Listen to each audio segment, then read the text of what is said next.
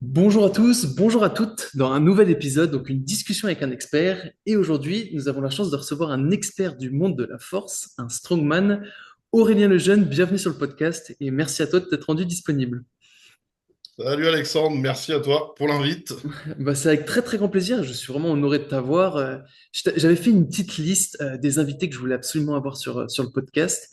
Et là, avec toi qui nous rejoins aujourd'hui, ça fait un invité de plus que je voulais recevoir depuis longtemps. Et c'est en tout cas un très grand plaisir. Alors, j'enchaîne tout de suite. Bon, on peut te présenter, même si j'imagine que les gens qui regardent la vidéo, ils te connaissent bien mieux qu'ils me connaissent, mais Aurélien Lejeune, Strongman, depuis combien d'années déjà? Ça fait...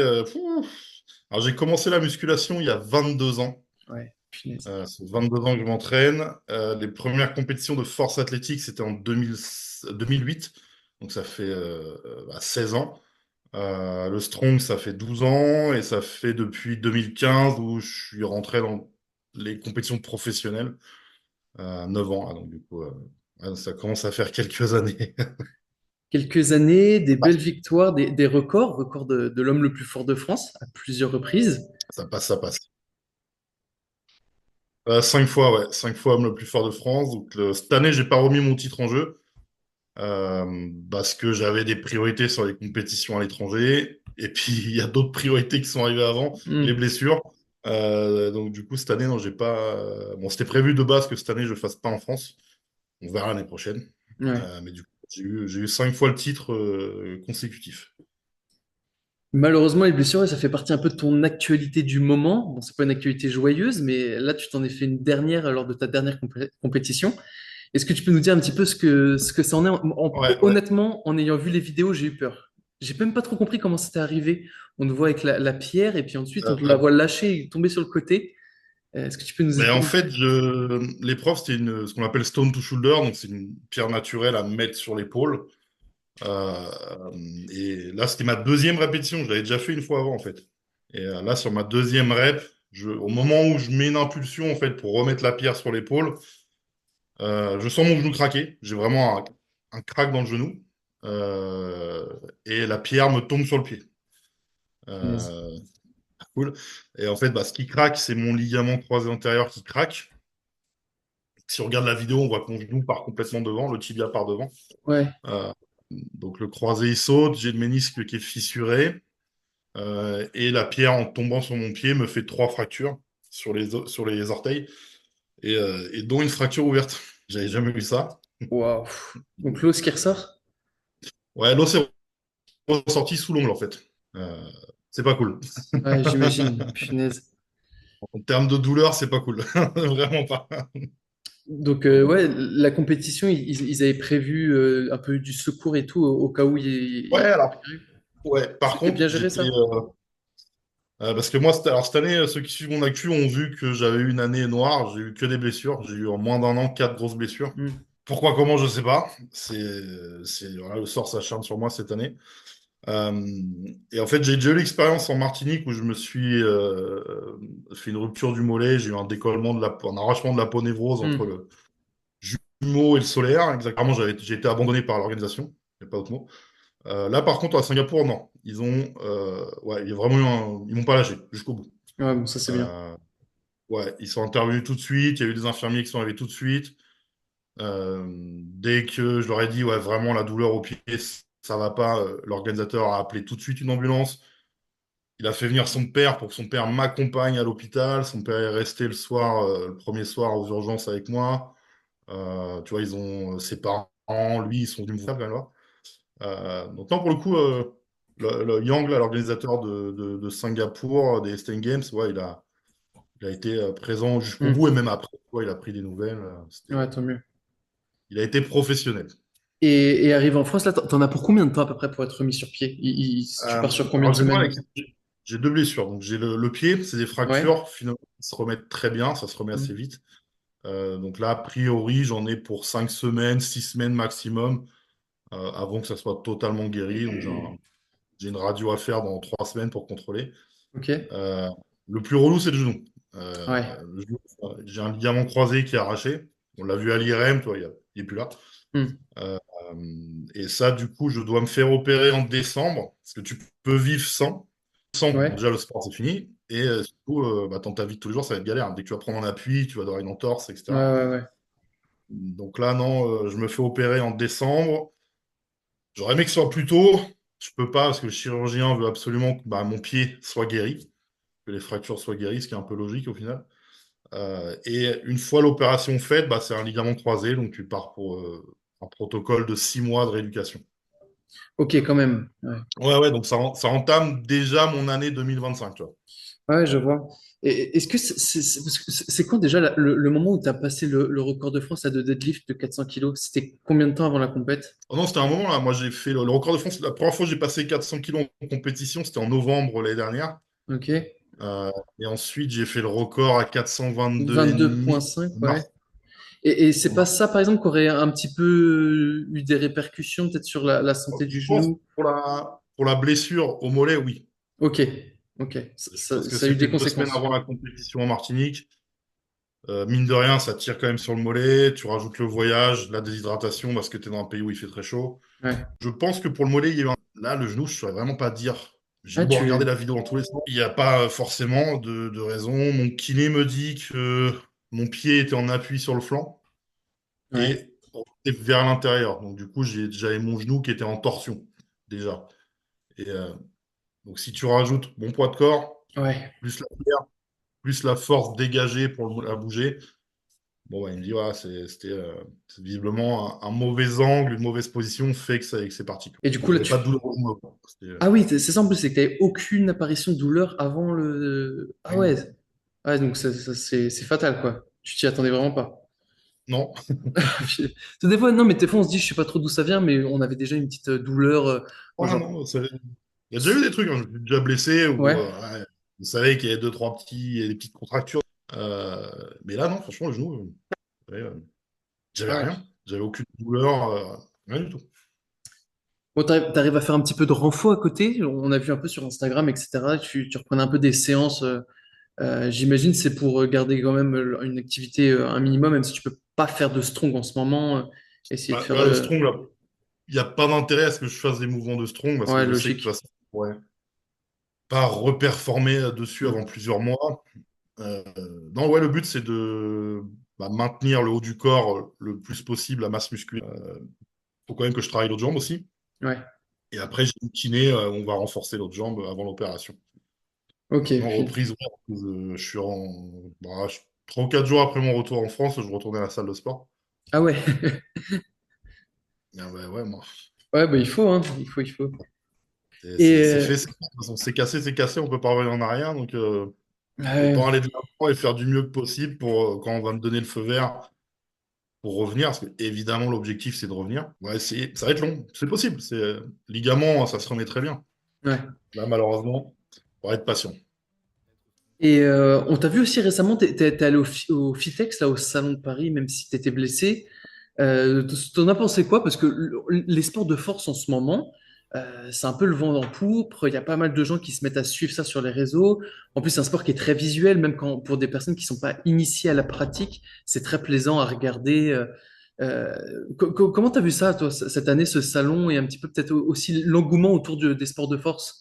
C'est quoi ton retour? Euh, Ça m'intéresse. Déjà, moi, le salon de base, je devais y être 3 jours. Je devais faire des animations sur les stands de mes sponsors. Heureusement, blessure oblige, j'ai pas pu rien faire. Et je Ouais. me suis dit, il faut quand même que j'y aille au moins une fois le dimanche. Donc, du coup, le dimanche, ma femme m'a emmené au salon pour que je puisse y aller quelques heures, au moins pour voir les sponsors, le public, etc. Et après, ouais, cette année, j'étais vraiment agréablement surpris du salon au Fitex. Il y avait beaucoup de monde, beaucoup de grandes marques étaient là pour représenter.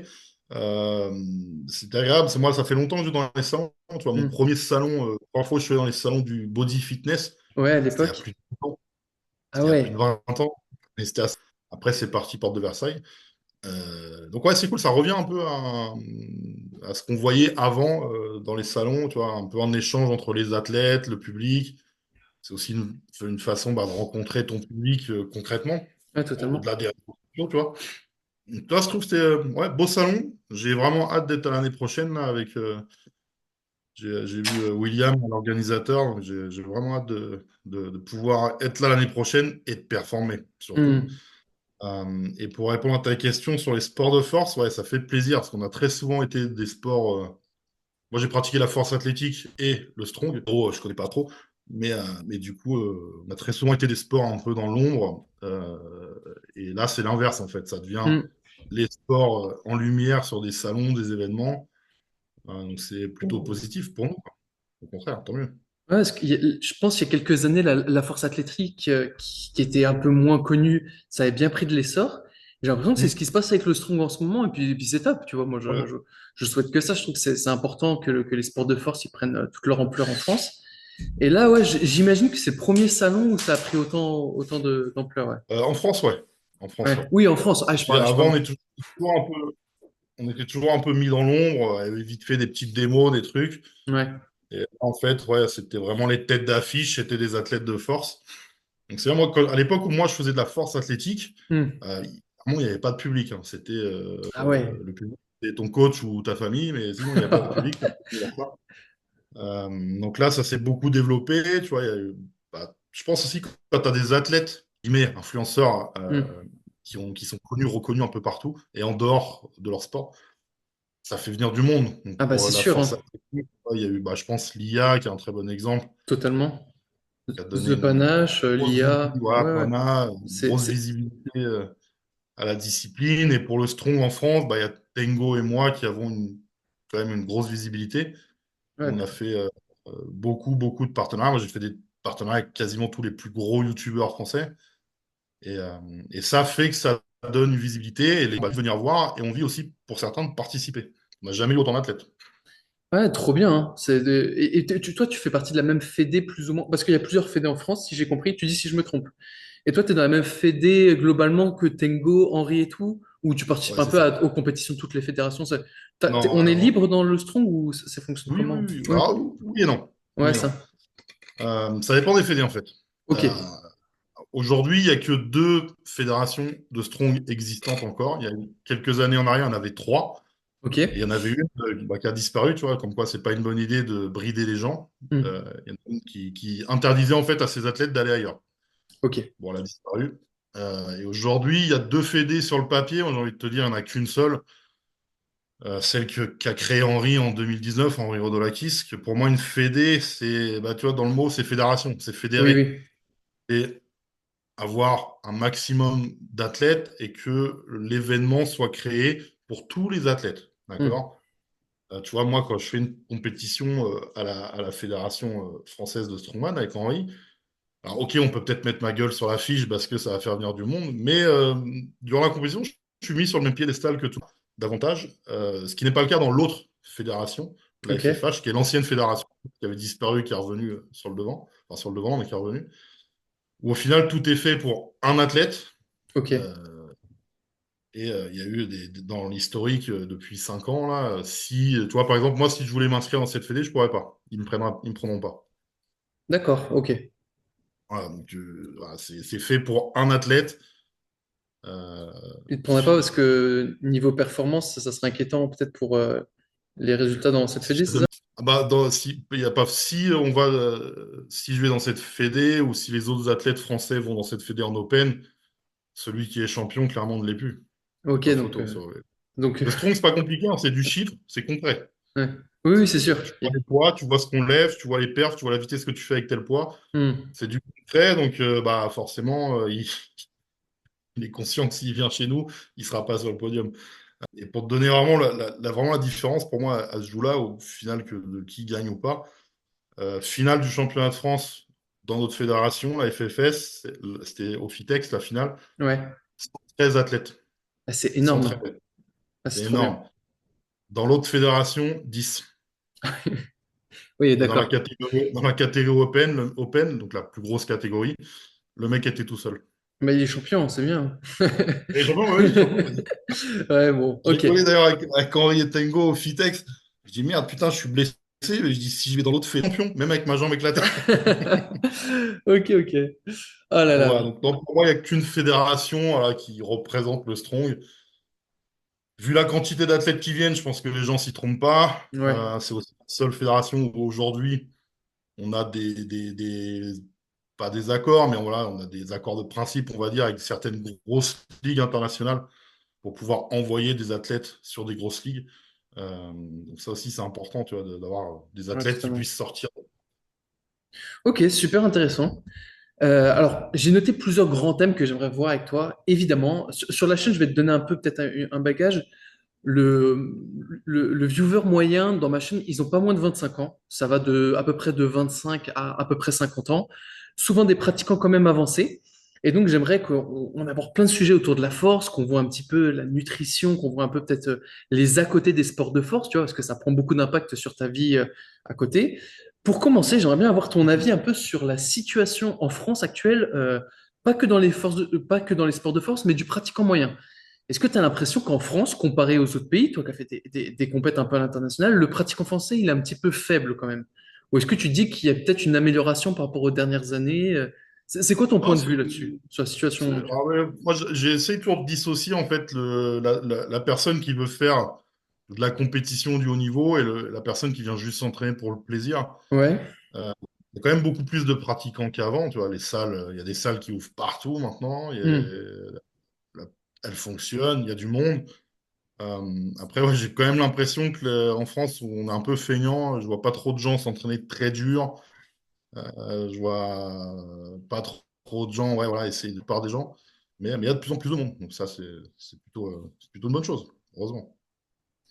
Ouais, c'est vrai que quand tu regardes un peu comment s'entraînent les Anglais, même en Allemagne, moi je me suis déjà entraîné dans des salles en Allemagne, c'est vrai que tu sens qu'ils se la donnent peut-être plus que ce que on voit Oui. dans un gym moyen en France. J'ai l'impression, mais après Bah, c'est... je pense qu'à l'étranger, tu vois, pays scandinaves, Amérique du Ouais. Nord, t'as plus de gens compétiteurs, en fait. Hmm. Ah oui, ok. Des gens qui vont essayer d'aller rechercher la performance, le body ou n'importe. Il y a plus de gens là-bas que ouais, ici, on est plus encore sur du loisir, là, sur l'essentiel des gens. Hmm. Parce que je pense que dans la force, il y a une part de génétique aussi, peut-être du système nerveux, de l'ossature et tout. Et il y a une part aussi de l'effort que tu te fournis pour ce sport-là, évidemment. Quand je parle de sport de force, je parle strongman, force athlétique, Ouais. haltérophilie, tu sais, je mets un peu les sports de force ensemble pour essayer de faire une overview. Et je pense que en France, peut-être que le pôle génétique, il n'est pas si faible que ça. Je pense qu'on a des ancêtres, une base génétique qui est quand même Ah assez bah, costaud. ça, Mais, ouais, bah, ça a dû se perdre. ah, tu penses? Ouais. Mais, Oui, oui, ça s'est perdu. Quand tu vas dans les pays de l'Est ou pays scandinaves, tu vois que physiquement, ils sont ouais, déjà un peu plus costauds que nous, tu vois, ça par la taille, l'envergure, enfin l'ossature, plein de choses. ouais, Non, clairement, et c'est vrai que ouais, historiquement, on était quand même une nation de sport de force, hein. Les gens ne s'en rappellent pas, mais il y a 100 ans en arrière, on était une des nations fortes dans les disciplines de force, hein, que ce soit l'haltéro ou anciennement le strong, qui était plus des épreuves de force de cirque. Mais ouais, ça s'est un peu perdu. Le patrimoine a dû s'appauvrir. Je ne sais pas ce qu'on a fait.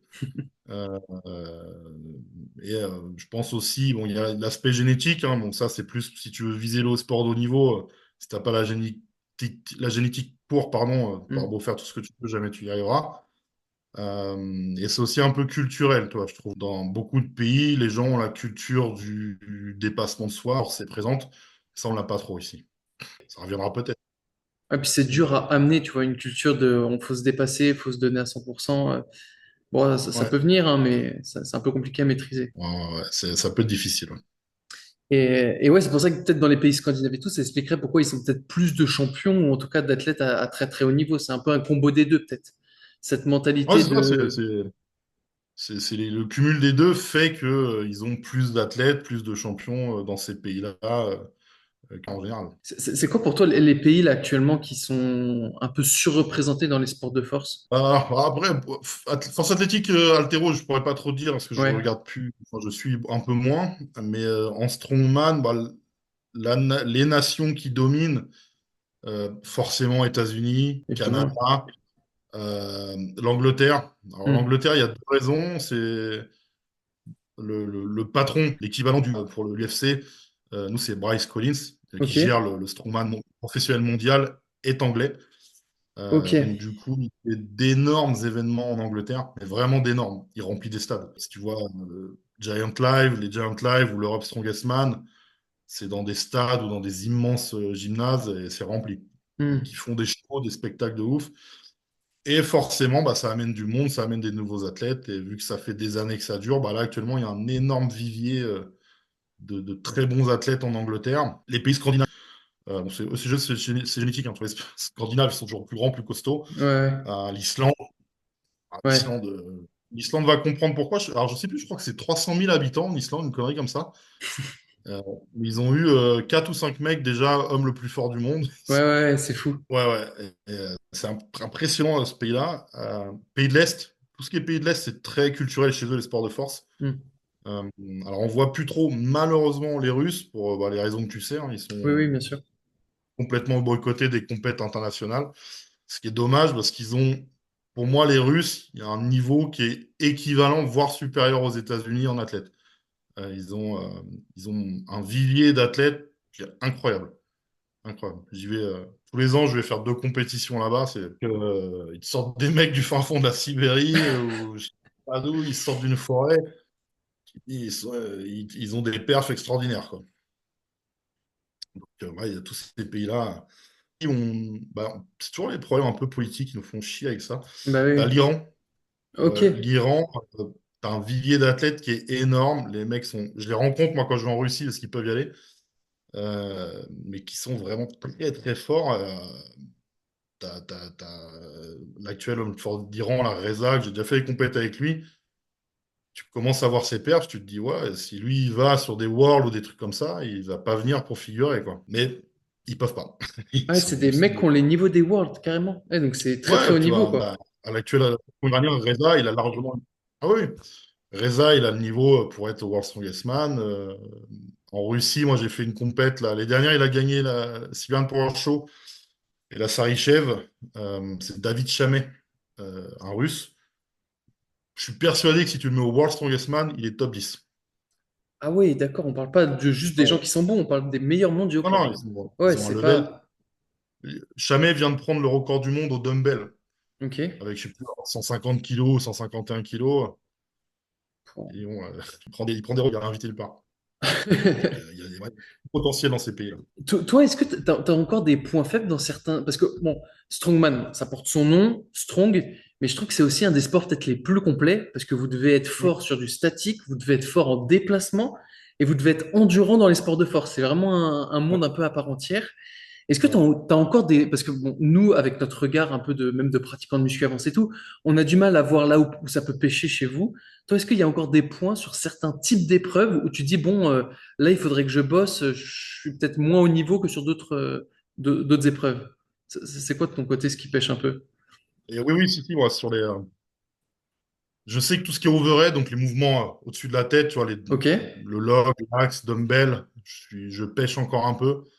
J'ai rattrapé un peu mon retard, mais c'est pas assez, tu vois. Moi, mon père, au log, c'est 180 kilos. Je devrais être normalement aux alentours des 200.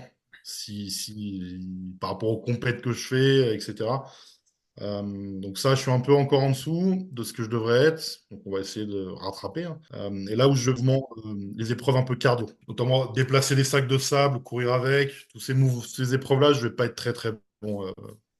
Mon cardio va monter très vite dans les tours. Je vais congestionner et ça va s'arrêter là. Une pratique qui est vraiment complexe, c'est que ouais, on vous demande aussi bien de soulever des charges qui sont invraisemblables comme de courir avec des sacs, quoi. Alors que c'est des trucs où le corps, t'as l'impression qu'il n'est pas fait pour pratiquer les deux dans la même activité, quoi. Bah, c'est pas facile, ouais. C'est vrai que pour des. Donc, bon, on essaye de travailler dessus. Alors, c'est vrai que ces dernières années, ça revient un peu à l'inverse. Ils reviennent un peu à d'anciennes tendances, mais c'est vrai que les dernières années, ils avaient beaucoup l'habitude dans les compétitions de mettre des choses un peu cardio, de mettre un peu de Ouais, vitesse. Euh, Ce qui fait que des fois, bah, les physiques des athlètes s'adaptent aussi, en fait, tu vois. logique, ouais. Aujourd'hui, tu vois des athlètes qui font 130, 140 kilos, capables de performer, de faire des podiums sur des très grosses compétitions professionnelles. Si tu reprends 10-15 ans en arrière, c'était pas possible pour eux parce qu'ils auraient été trop légers. Donc là, on revient à une tendance d'épreuve plutôt très lourde, statique, peu de déplacement.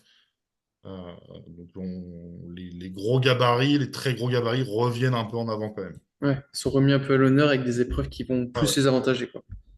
Mm. Tu as vu un grand impact de la pandémie qu'on a eue, ça a eu un gros impact sur bon, sur ta pratique, j'imagine que oui, mais même sur le monde du strongman à peu près global. Ça s'est senti un peu cet impact-là ou bon, Oui, c'était. alors, paradoxalement, sur ma pratique, moi, elle était Ouais. plutôt positive. Ah ouais? Parce que Parce que du tu avais ton home gym qui était super bien équipé, que tu t'es. j'avais mon home gym, et du coup, bah, j'avais que ça à faire. À l'époque, tu vois, je travaillais encore, j'avais encore une vie salariée, on va dire. Hmm. Euh, et du coup, bah, j'avais plus que ça à faire. J'avais que ça à faire, m'entraîner toute la journée. Le bonheur.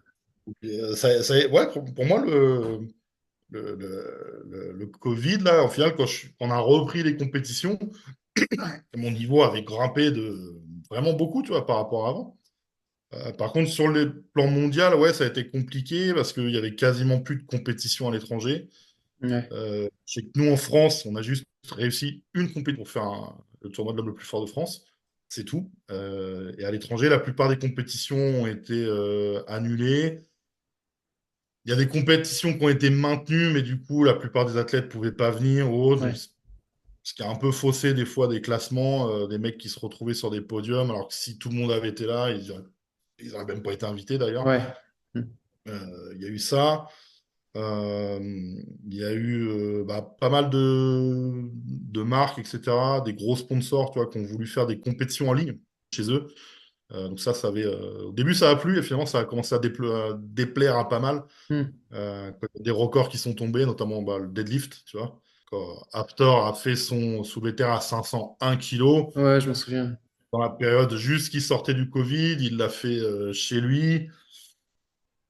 Donc voilà, c'est pour ça que ça. D'ailleurs, la World Strongest Man ne reconnaît pas son record. Oui, oui, mais même plein de choses. Tu regardes, tu tapes quel est le meilleur deadlift, il y en a plein, ils le reconnaissent pas, ils disent que c'est pas validé, quoi. Voilà, ouais. Ouais. J'avoue que c'est une belle perf, mais c'est vrai que je reste un peu. C'est pas pareil qu'en compétition. Tu vois une grosse différence, toi, dans tes perfs, par exemple, chez toi ou dans ta salle, et dès que tu passes en compétition, tu prends en compte un gap euh, de perte un Alors, peu des. ouais. Moi, non, non, moi, c'est l'inverse. C'est un peu paradoxal. Mes meilleures performances ont toujours été faites en compétition, jamais à l'entraînement. Et pourquoi, comment, je sais pas. J'ai une espèce de stimuli, de motivation supplémentaire quand je suis en compétition face à un public et j'ai toujours toutes mes meilleures perfs sont faites en compétition. Ce qui évite tout débat, tu vois, sur les gens qui disent ah oui, non, c'est pas bon, c'est pas un truc. Ouais, c'est mieux comme ça, hein. Tous mes PR sont faits comme Et, ça. et juste pour avoir une ordre d'idée, dans une année normale, tu fais combien de compétitions à peu près? Pour pouvoir. Alors, ben, c'est peut-être ça aussi la cause des blessures, c'est que j'en ai fait trop. T'en as fait Euh, trop? ouais, tu vois, sur la saison 2022-2023, j'ai fait 10 compétitions, dont 7 internationales. Ah oui, ouais. Et ouais, donc ça fait une quasiment par mois. Sur des compétitions internationales, c'est quand même des niveaux qui sont très élevés, donc sur l'engagement physique, c'est plus compliqué. Donc, je sais, tu vois, que là, quand je vais revenir, après ma blessure, il va falloir que je me focalise sur trois quatre compètes à l'année, pas plus. Ouais. Ouais, Pas puis plus. compétition internationale, il y a faire une compétition dans un pays limitrophe, mais là, tu vois, aller à Singapour, il y a la fatigue, la déshydratation, Ouais, des fois ouais. même des problèmes de dos, juste parce que bah, tu es assis trop longtemps sur le siège et que bah, ton dernier entraînement, il date pas il y a 3 semaines, tu vois. Tu t'entraînes régulièrement, plus tous ces facteurs-là, ça peut créer des vrais impacts quoi, sur la santé, j'imagine bien. Ouais, les déplacements, c'est un gros problème pour moi, ça. Ouais, bah, surtout avec ton gabarit, faut Bon, prendre alors en déjà, compte, tu l'avion, vois. je suis en galère pas possible dans l'avion. Ouais. Euh, ouais, je le sens que j'ai vraiment les longs trajets ont un impact sur moi, donc il faut que j'anticipe si je Hmm. peux. Parce que vu que c'est maintenant quasiment tout le temps, c'est moi l'organisation qui paye mon voyage, avion, hôtel, etc. Donc tu vois, Ok. c'était le cas à Singapour en fait. Singapour, ils ont tout financé, ils m'ont fait venir la veille de la compétition. Ah Tu vois, j'ai ouais. pas eu de temps d'adaptation déjà au climat, à l'horaire, etc. Donc ça, c'est un peu chiant. Quand je vais Ouais, en Russie, venir toujours 3 ou 4 jours avant la compète. Euh, donc du coup, je peux m'adapter. Tu vois, ah ouais. physiquement, je suis bien. Ah, c'est sûr. Pareil, quand je vais aux États-Unis, en général, j'arrive 3 jours, 4 jours avant la compétition. Comme ça, je subis pas le décalage horaire, je subis pas le changement bah, de climat ou autre. Là, j'avoue que Singapour, arrivé la veille, c'était compliqué. Surtout que c'était, je sais plus, je crois qu'avec l'escale, j'ai dû me taper 20 heures de voyage, un truc comme ça. Ouais, ouais, c'est loin, c'est super loin. Punaise. Et ça fait loin, là. J'avoue, Singapour, ça fait loin. Ça fait très loin. Ok, super intéressant. Et justement, vu qu'on parlait de ton quotidien en compétition, de tous les contraintes que ça a amené, etc., j'aimerais qu'on voit un petit peu ton quotidien en partie, une partie déjà sur la nutrition pour justement performer, pour avoir aussi toute cette énergie qui va te permettre d'être efficace pendant tes entraînements. Et puis, qui dit des bons entraînements dit des meilleures compétitions derrière. L'une des grosses problématiques, j'imagine, hein, moi je suis pas strongman du tout, mais j'imagine que c'est réussir à manger assez de calories tous les jours. Est-ce que tu as un tips? Est-ce que tu as Par quelque jour, chose qui ouais. t'a permis Et vraiment de réussir à atteindre des niveaux où tu arrives à engorger le plus de calories possible? Est-ce que ça reste un défi? non, après, moi, j'ai de la chance, j'ai toujours eu un bon appétit au final, donc ça va. Ok? Je suis pas, j'ai pas ce problème-là. Je sais qu'il y a des athlètes, je les ai déjà vus faire, en fait, où ils font ils passent tout au mixeur. C'est Ouais. plus facile de manger au final liquide. Donc j'ai déjà eu des mecs, hein, je connais des gars qui passent au mixeur de la viande blanche, des œufs, ils vont tout mélanger et se faire un shaker de ça. Je ne suis pas là, non, Java. Par contre, c'est vrai que durant pas mal d'années, alors j'ai toujours eu un bon suivi en complément alimentaire, tu vois. Par contre, Ok. dès que j'ai commencé, j'ai tout de suite compris qu'il fallait que je me complémente en protéines, en acides aminés, etc.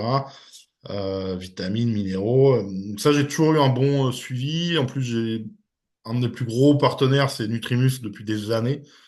Donc du coup, là-dessus, tu vois, c'est assez carré, Hmm. Ouais, très avec de qualitatif, la hein. bonne qualité. Sur la nutrition, j'avoue que j'ai pas toujours été carré. Là, je sais que c'était une de mes envies de vraiment être assez pointilleux là-dessus. Et j'ai un de mes amis, Frédéric Monpo, Hmm. du coup, qui m'a fait un plan alimentaire à 6000 calories, à peu près 6000 calories par jour, donc pour réparti sur 6 repas, et en essayant de garder un peu de saveur et de plaisir, tu vois, dans les repas. C'est souvent ça le problème au final. Hmm. Donc là, depuis peu, ouais, j'ai quelque chose d'assez carré et suivi. Mais c'est assez récent. J'avoue que pendant longtemps, j'ai fait un peu n'importe quoi. Et avec 6000 kilocalories, tu arrives à garder ton physique et à progresser. Ouais, ça te suffit, 6000 calories, toi, c'est OK. Ouais, C'est à peu ouais, près ton niveau de maintenance où tu peux ouais, c'est progresser, ça. être efficace. OK, 6000 cales. Ouais, ce qui est quand même énorme, hein. On dit 6000 cales comme ça, mais c'est énorme, hein. C'est énorme, ouais. Toi, Mais t'avais pas en c'est vrai que quand tu difficulté vois c'est vrai que quand tu vois beaucoup d'athlètes de strong, ils annoncent des 8 10 000 calories par jour. Ouais. Mais les mecs qui font 10 000 calories, c'est les mecs comme Thor, ils font 2,06 m, ils pèsent 180 ou 200 kilos. Moi, j'ai pas besoin, hein, tu vois, mon poids de forme, c'est entre 155 et 160. Hmm. J'ai pas besoin de monter plus haut en poids de corps, parce que je l'ai déjà fait, hein. Au plus lourd, je suis monté à 173 kilos en poids de corps, mais c'était pas efficace par rapport à ma taille. C'est à 155, 160, et être aux alentours des 6 000 calories me suffit à maintenir ce poids et mon niveau de performance, et puis de progresser encore. Et 6000 calories, c'est pas hyper dur pour toi de les avoir. Genre, t'as pas besoin Non, d'une non, organisation particulière, c'est OK. non, ça passe bien, ouais. Alors, souvent aussi, les gens, ils font un peu l'erreur, ils s'imaginent qu'on va manger des quantités énormes sur un Hmm. repas, mais finalement, c'est pas tant que ça, parce que moi, je mange 6 fois dans la journée. Donc c'est vrai que souvent, quand je vais chez les gens, ou même je fais des vidéos, des choses, ils s'attendent à ce que je mange 2 poulets, à ce que je mange 1 kilo de pâtes. Moi, je mange, c'est pas des repas normaux, on va dire, mais c'est pas non plus extraordinaire, mais sauf que je le fais 6 fois par jour. Ouais, c'est ça. C'est la récurrence qui fait qu'il faut réussir à les tenir, quoi, les Ouais, circuits. ouais. Et tu as des tips et tout pour digérer, assimiler tout ça? Je sais pas, des trucs un peu comme les légumes fermentés, un peu de probiotiques. Ou non, toi, t'as jamais eu trop de soucis là-dedans à assimiler? J'ai pas de souci, ouais, d'assimilation ou de digestion. Alors, je prends plus par sécurité des probiotiques, je prends aussi des enzymes, etc. Ok. Chez Nutribus. C'est plus par précaution. J'ai pas eu de soucis de digestion, d'assimilation, etc. Là-dessus, non, j'ai chance. Ah non, mais tant mieux. Tant mieux, tant mieux, parce que c'est des difficultés qu'on peut retrouver quand on commence à avoir des repas très copieux et à manger très souvent, surtout. C'est que bah, faut que tout le système Mm. digestif derrière, il tienne la route, quoi. C'est ce qui est pas simple. Mais Ouais, ok. Et, ouais, c'est clair. tu parlais de complémentation.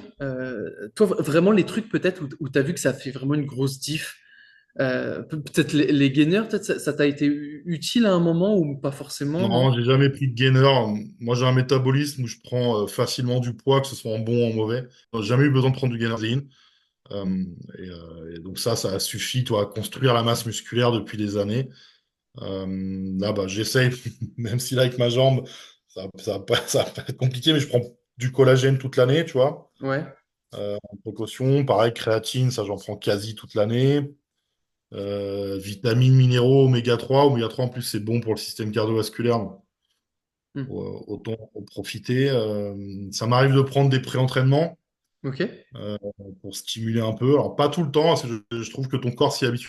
Une fois que tu y es habitué, tu es obligé d'envoyer 5-6 doses de pré-entraînement pour avoir l'effet recherché. Hmm. Je, j'en prends pas tout le temps, mais ça m'arrive. Voilà, après, c'est à peu près tout, hein, tu vois, pour mes compléments alimentaires. Donc, Ouais, ça fait bah, beaucoup quand même. ça fait pas mal, mais au final, c'est plus ou moins le packaging qu'on retrouve chez des athlètes avancés, d'autres sports, même des fois body, tu vois, une liste comme ça, c'est des choses axées santé, et puis en même temps un peu de performance avec créatine, etc. Donc, ok, ça fait sens. Et quand tu t'approches d'une compétition, est-ce que tu as une préparation vraiment différente est-ce que dans ta diète, tu vois une différence entre tes entraînements et ton quotidien, et t'as une compétition qui approche, tu dois faire des ajustements, des choses comme ça, ou pas forcément dans le strong, c'est pas. On sait que tu vas pas être en restriction catholique. Non, non, mais j'essaye, ouais, de. Et surtout, en fait, moi, parce que je sais, j'arrive à connaître mon corps, je sais que les voyages vont être compliqués. Donc, j'essaye vraiment de très, très bien m'hydrater, de très bien avoir une bonne hydratation avec des minéraux, etc. Parce que ça, je sais que moi, en voyageant, je vais me déshydrater beaucoup, ce qui va pouvoir engendrer des crampes. Donc ça, j'essaye de l'anticiper avant le départ. Pareil, j'augmente un peu les glucides, le rapport glucides-protéines, je l'augmente avant une compétition, parce que les glucides vont être plutôt ce qui va me donner l'énergie que les protéines. Donc ça, je vais avoir besoin. Et le jour de la compétition, je mange assez léger. Euh, Ça dépend de l'horaire où est la compétition, mais en général, si c'est dans l'après-midi, je ferai un gros petit déj. Une bonne, ça sera tout. Je vais pas me gaver le jour J. Et Ça ouais, évite de dégueuler partout.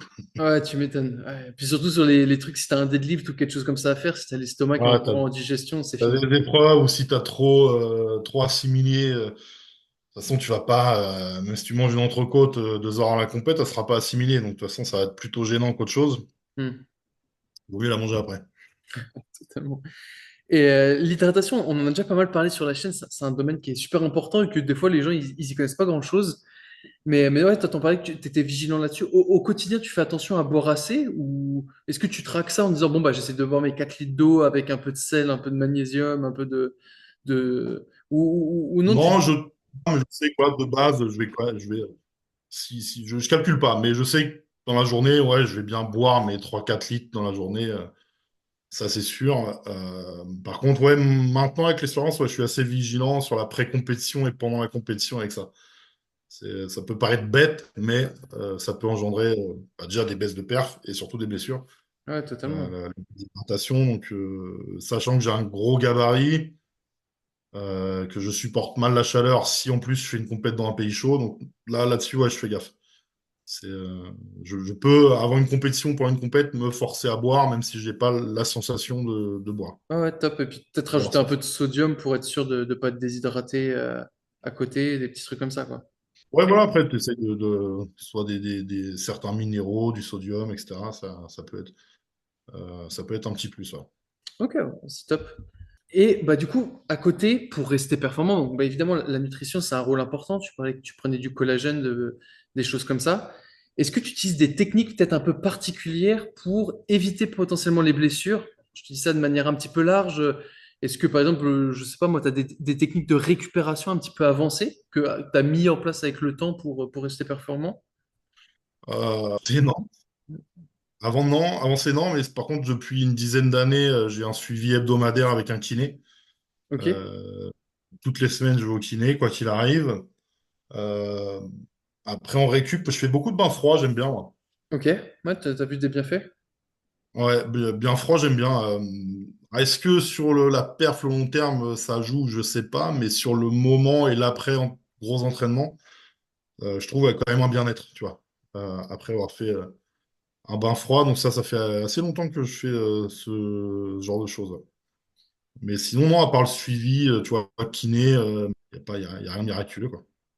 Pas de pistolet de massage pour récupérer un peu de potentiellement des Si, si, petites oui, si, douleurs. si, si, ouais, chez moi, j'ai tout, hein. J'ai pistolets de massage, Compex. Ah oui, oui, Ouais. ouais, si, quand même. Tu as, des petits équipements quand même au cas où, un peu d'électrostimulation si tu as une Ouais. petite douleur. Tu es vigilant à tout ça. Ouais, Bah, ouais. à mon avis, avec le temps, tu dois très bien connaître ton corps et être vigilant un peu à toutes ces. Mais ouais, c'est ça, ouais. Donc, tu essayes de limiter. Vraiment, c'est juste cette année, je sais pas pourquoi je me suis pété un peu de partout. Mais si je prends l'ensemble de ma carrière, là, sur plus de 10 ans à haut niveau, j'ai quasiment rien, quoi. Ouais, ouais. Donc, il y a que cette année qui est entre parenthèses. Je sais pas pourquoi. Sachant que c'est un sport dans lequel les risques ils sont quand même assez élevés si t'es pas vigilant, je parle. Évidemment, c'est comme tout. Si t'es con, tu te blesses au bout de 2 secondes, tu vois. Mais si tu veux durer dans ces sports-là, je pense qu'il faut quand même une certaine vigilance Ouais. pour durer dans le temps. Bah, c'est des sports, en fait, où tu vas jouer, jouer non, mais tu vas dépasser tes limites. Hmm. L'objectif de ce sport, c'est de dépasser tes limites, dépasser les limites du corps humain. Tu vas au-delà, tu vas chercher au-delà de tes capacités, bah, parfois ça casse, quoi. Et, Ça fait euh, partie du jeu. tu sais, j'aime bien aussi parler sur cette chaîne-là d'équilibre un peu entre le sport et la performance et garder une santé un petit peu optimale. Toi, est-ce que tu as vu des fois que le sport, ça pouvait peut-être être une contrainte niveau santé ou peut-être que toi, en plus déjà, j'imagine qu'il y a un pôle génétique où, bah, de toute façon, n'importe qui n'est pas fait pour avoir un gabarit aussi imposant, tu vois. Je pense que ton ossature, ta façon de résister à des charges et tout. Est-ce que tu as déjà vu des moments où tu te dis, ah ouais, là par contre, mon sport, il me pèse un peu niveau santé, je sens les effets ou pas des masses? Bah, forcément, hein, tu vas au-delà de tes limites, comme je disais, tu vas Ouais, chercher au-delà de ce que tu peux.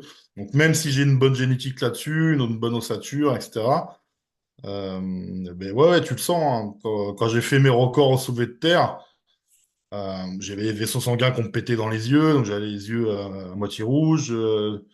Nerveusement, j'ai été fatigué pendant plusieurs jours, donc tu sens que derrière, il y a un impact qui peut être important, hein. Ouais. ah ouais. Donc après, j'ai jamais eu, tu vois, de problème cardiaque, pulmonaire avec ce sport, mais ouais, tu sens que tu pousses la machine un peu loin, quoi. C'est les frères Stallman, je crois qu'on dit. Tu sais, ces deux Anglais, Ah, ouais, les il y en Écossais, ouais. il y en a un, c'est des Écossais ou c'est des Anglais, je sais plus Ouais, trop. Il y en a ça un vient de ça. Il y en a un qui est champion du Royaume-Uni ou quelque chose comme ça, et un autre qui est dans le top X champion du monde, quoi. Ah non, plus que ça, même, parce qu'il y a Tom Stoltman, le plus jeune, mais qui est le plus grand en taille, a été trois Ouais, fois l'homme le plus fort du monde. C'est lui ouais. à qui le tenant du titre. Et son petit frère, il est. Son frère Luc, qui est un peu, enfin, qui est petit, mais qui fait 1,92 m quand même, Ouais. lui a été homme le plus fort d'Europe. Homme plus fort d'Europe. Ouais, voilà, désolé, j'avoue, je me Ils ont suis un une peu passé. famille génétiquement qui est pas mal.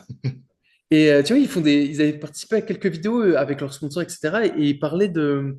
Bah, qu'en fait, eux, pour pouvoir être bons dans leur sport, ils étaient obligés de tout cadrer au millimètre à côté. Comme toi, je sais qu'ils aimaient bien l'eau froide. Je sais ils se baignent Hmm. dans, ça doit être la Manche, j'imagine, quelque chose comme ça. Ils se baignent en tout cas dans de l'eau fraîche le matin. Ils aiment bien le sauna également. Ils parlaient que c'était quelque chose qui leur réussissait plutôt bien. Et puis à côté, ouais, ils mettaient en avant sieste, gros sommeil. T'arrives à dormir quand même des grosses nuits, Moi, toi, ou c'est un peu compliqué? non, logiquement, oui, je dors beaucoup, mais le problème, c'est quand tu as des enfants, bah, ils te disent non, tu dors pas. Est-ce que c'est pas ça qui serait la cause de la blessure? Est-ce qu'on n'a pas une piste là? Donc j'essaye. Le problème Comment? peut-être. Mais le sommeil est un gros problème pour moi. Ok, que Parce que t'avais je peut-être suis pas de avant. nature à me coucher, hein, Que t'avais peut-être pas avant, si? qu'il y avait peut-être pas avant, et du coup, je suis de nature à me coucher tard en plus. Je Ah, m'entraîne tard. Mais le problème, c'est que le matin, je ne peux plus dormir. Tu vois, il y a les enfants à préparer pour l'école. Donc, bah, je suis réveillé à 7 heures du mat, même si je me couche à minuit, 1 heure. Euh, donc après, la chance que j'ai, c'est que mon sport est devenu en grande partie mon métier. Donc je peux, tu vois, ça m'arrive dans la journée, ouais, de faire une sieste d'1 heure, mais c'est pas tout le temps. Donc j'avoue que pour moi, le sommeil, ça serait un de mes gros problèmes. ouais, puis surtout que tu as un sport qui est très nerveux. Donc en fait, il faut que le système nerveux il se repose et que ça a un C'est impact. clair. Tu Ça, fais ouais. tu fais des siestes et tout ou pas forcément? J'en fais, ouais, si je peux, ouais, j'en fais. Ouais. Ok, ouais. Et ça, je pense que tu vois des bienfaits dans ton sport, Si ça je peux le doit. faire. Bah oui, c'est clair. Vu que je m'entraîne le soir tard, Je vois la différence si j'ai pas fait de sieste dans la journée, si j'en ai fait une, tu vois, que j'ai dormi. Faut pas dormir une sieste pas trop longtemps, par contre, tu vois. Ouais. Une demi-heure, trois quarts d'heure, une heure grand max.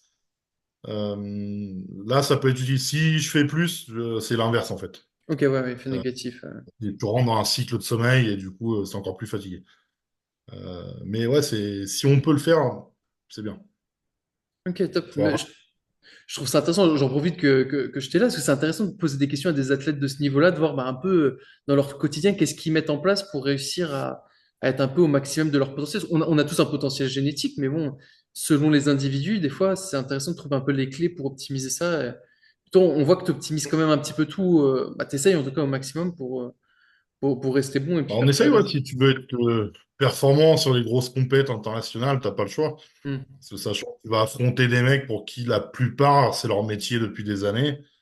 Donc ils n'ont pas la même prépa, donc c'est pas forcément facile. Donc ouais, il faut optimiser tout. L'entraînement, la diète, le repos, la récup, tout ça, il faut que ce soit vraiment calculé le mieux possible. Ce que les athlètes professionnels, tu dis où c'est Bon, leur métier depuis des années, c'est quoi qu'ils ont en plus où tu te dis, ah, si j'avais ça, c'est pas du matos, toi, j'ai l'impression que tu as, tout le matos quasiment nécessaire chez toi. ouais, C'est ouais, non, non, le moi j'ai temps? réussi. Ouais, bah, moi j'ai réussi à faire un. Je crois que je dois être le premier Français à pouvoir faire ça, à avoir quasiment tout le matos chez moi, quasiment tout financé par des sponsors. Ouais, euh, et surtout être aujourd'hui, ce qui me fait vivre, c'est mon sport, quoi. Donc, via les réseaux sociaux, via les sponsors, tout ce que tu veux. ouais, bien sûr. Mais mon activité principale, c'est mon sport. Hmm.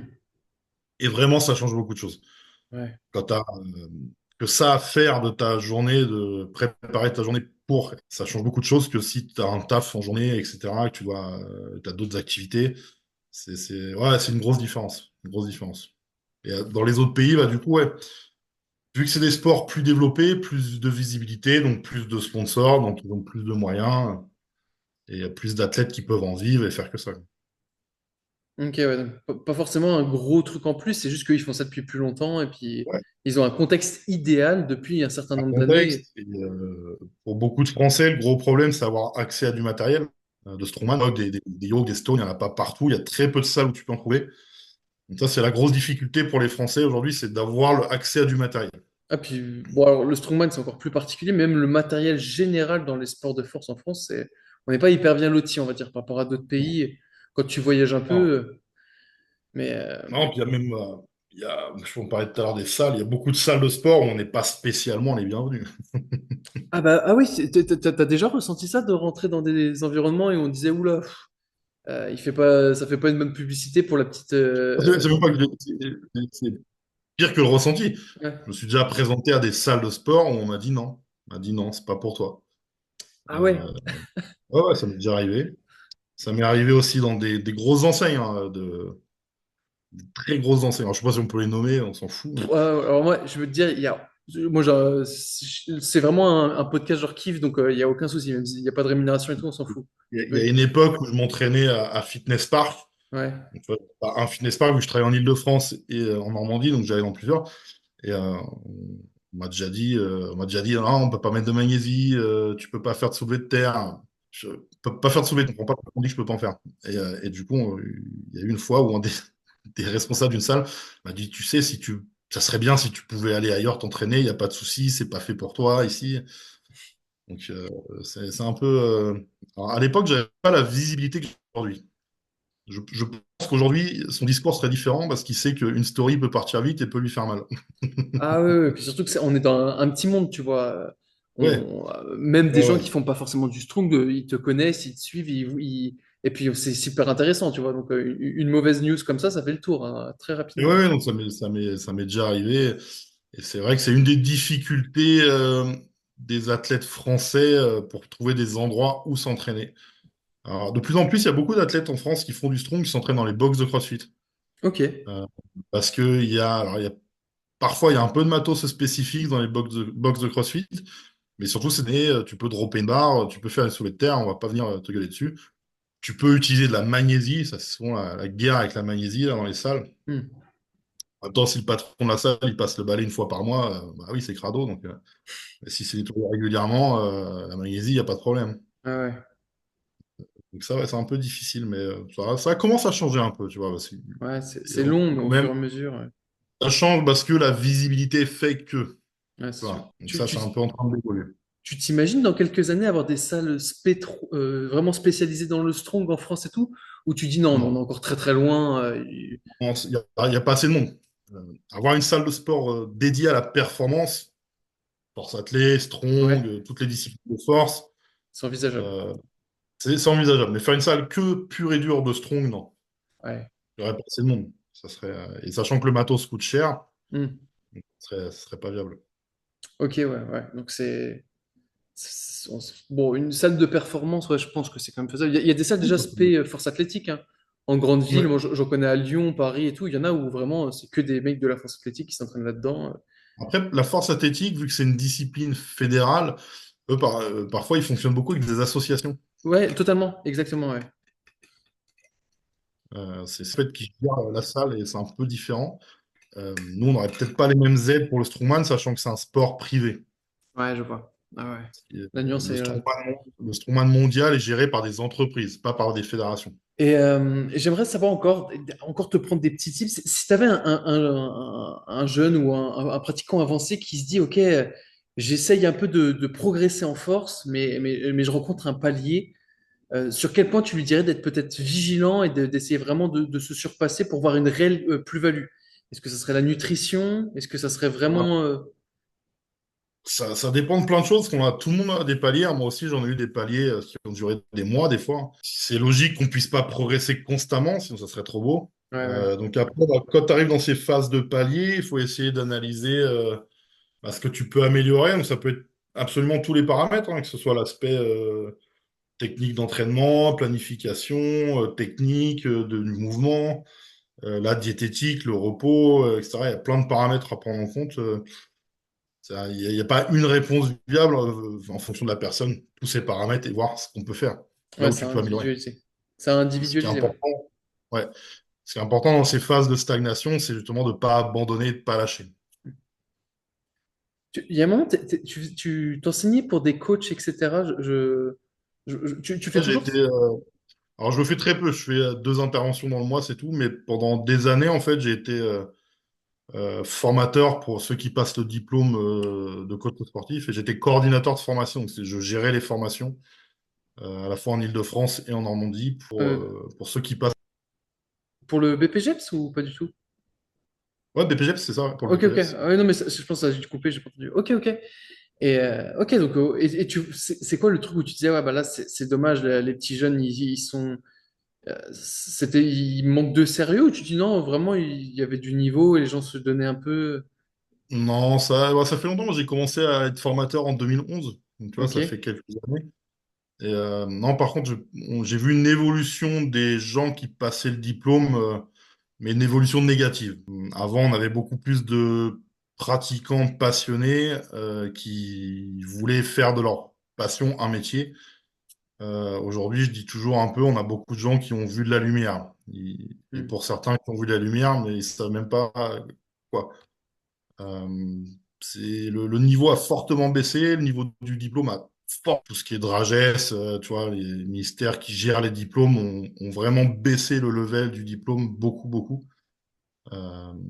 Et ça se ressent du coup sur les gens que tu as en face de toi, Ouais, malheureusement. c'est devenu un peu un business et il y a le côté aussi réseau peut-être qui a mis ça en avant. Où les Ouais. jeunes, Oui, maintenant, tout le monde veut avoir dans sa bio Insta, je suis coach diplômé, alors qu'il y c'est connaît rien, quoi. ouais, mais c'est vrai que tu parlais des réseaux, c'est très drôle. Parce que tu sais, quand on reçoit les futurs candidats pour rentrer en formation, bah, on leur demande un peu leur projet d'avenir. Et c'est vrai que beaucoup maintenant nous disent qu'ils veulent percer sur les réseaux, etc. Ah ouais, ils veulent le diplôme pour leur réseau, quoi. J'ai dit, ok, mais que sur Instagram. Ouais, Ah, voilà, ouais. Il y en a beaucoup, ça. Il y en a beaucoup. tu m'étonnes, ça doit être étrange, tu as des cocos comme ça. Alors qu'à l'époque, ouais, c'était que des passionnés qui se disaient, ok, bah moi je. Ouais, ouais, à l'époque, tu avais des passionnés, c'est des gens qui avaient des années de pratique souvent. Bah ouais. Là, on a très, très souvent, chaque année, on a des gens qui viennent en formation, qui sont débutants, en fait. Ça fait 2 mois qu'ils sont inscrits à la salle. Oh. Donc, Ah, c'est un peu la réalité du terrain aujourd'hui. Donc ça, moi, quand j'ai eu l'opportunité, grâce au sponsor, tu vois, de pouvoir me dire, bah, mon activité va devenir mon sport, je me suis dit, ouais, j'ai des formations et j'ai diminué fortement mon temps d'intervention en formation. Est-ce que tu avais vu pas mal de problèmes, tu sais, bon, tu dois le voir sur les réseaux et tout. Il y en a pas mal maintenant, c'est les études scientifiques ont dit ceci, les études scientifiques ont dit cela. Et est-ce que ça se ressentait en intervention, tu disais, ah ouais, non, mais les gars, attendez, on revient aux bases. Et puis, Pas plus que ça, non. Non, non, non. ça allait? Ouais, ouais, non, là-dessus, non, t'avais pas beaucoup d'élèves qui allaient te sortir des références d'études scientifiques. Donc ça, c'est tellement de choses, de tout n'importe quoi, c'est pas facile. Mais en formation, non. J'ai jamais eu Ok. ce souci-là, Ouais, c'était pas pollué par tout ça. Ok. quand même. Ok. Heureusement. Super. Merci beaucoup, Aurélien, pour toutes ces infos. C'est vraiment passionnant de voir un petit peu le quotidien d'un strongman, le quotidien d'un homme qui met tout en place dans sa vie pour performer et puis pour faire briller aussi la France à l'étranger. C'est quand même super, super. On essaye. Bah, pour nous, c'est top, tu sais, d'avoir des égéries comme ça où on peut présenter. Moi, je crois que je t'ai dit, je vis à l'étranger aussi. Quand je discute avec des gros gabarits et qui me demandent, bah, des fois, je dis, ah, tiens, regardez, on a telle ou telle personne. Et ça m'arrive de te présenter en disant, bah voilà, deadlift à 422,5 kilos, tu vois, des trucs, ça parle aux gens, tu vois, se dire, ah ouais. Pardon. Est-ce que t'es où, toi? Hong Kong, c'est ça, tu m'as dit? Non, non, j'habite à Bangkok. J'habite à Bangkok Ah, depuis Bangkok, toi. un peu plus d'un an. Et ici, il y a des salles où tu peux faire du strong, il y a des hawks, j'ai déjà vu des salles, pas des masses, mais les plus connues, et commencent à s'équiper un peu, même en matos pour le bras de fer, pour le strong. Donc, Mm. il y a un petit peu, mais je sais pas s'il y a une grosse population qui les utilise, tu vois. Non, l'Asie est pas une grosse population pour les sports de force, enfin, en tout cas en strong. Ouais, bah, c'est pas les mêmes Force gabarits, hein. athlétique, en haltérophilie, oui, il y en a dans les petites Hmm. catégories de poids de corps.